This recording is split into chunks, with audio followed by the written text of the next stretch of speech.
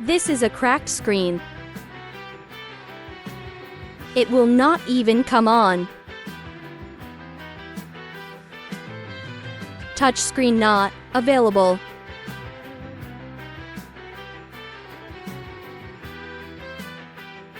A large crack.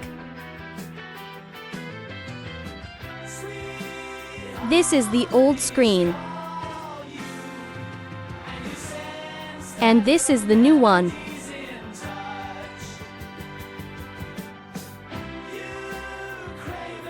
Do not replace the data ribbon cable. Just swap over screens, it's that simple.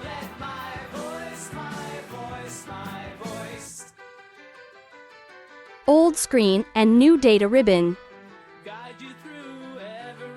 Everything working fine with a straight swap.